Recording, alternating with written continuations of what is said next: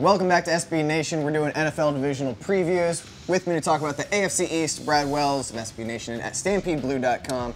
Talk to me. Who do you have? Who's your 1 through 4 in the division? All right, so the division AFC East, or the Patriot division as we could call it, I still say number 1 will be the New England Patriots. They've been number 1 in that division for like, what, 10 years now? Something like that. Number 2 is a little bit of a surprise. I say the Miami Dolphins.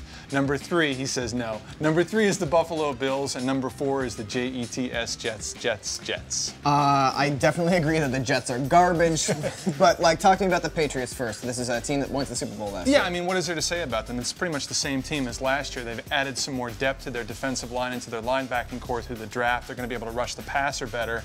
Tom Brady's still pretty good. They still got 2 great tight ends, and they added Brandon Lloyd. So the Patriots, I think, are the class of this division, and they're going to win it.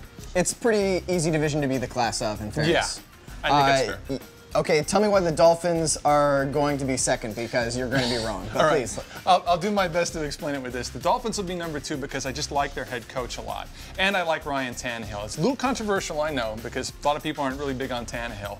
But the coach and the front office seem to be making moves that are for the best interest of the team, getting rid of guys that have really underperformed for them. So in a way, it's almost like the old cliched phrase, addition by subtraction. And sometimes that can galvanize a team and make them play better. Doesn't mean that they're a playoff team. I think there's only going to be 1 playoff team in this division. But I think that they're a better team than the Buffalo Bills or the Jets. They could stand to have addition by addition of some wide receivers on that team. Yeah, I mean, really only Brian Hartline is the only receiver that I think is even marginally good, and he's hurt right now. They're awful. I think the Bills, who you have at number 3, are going to be better than them. Tell me why you think they're... Well, it's because of the quarterback situation. I just don't have any faith in Ryan Fitzpatrick. And the reason why is because last year he was a turnover machine. He got his big contract, played very well up until he got his big contract, got his contract, which I think he deserved, and then after that he just seemed to fall apart. Their defense is a lot better.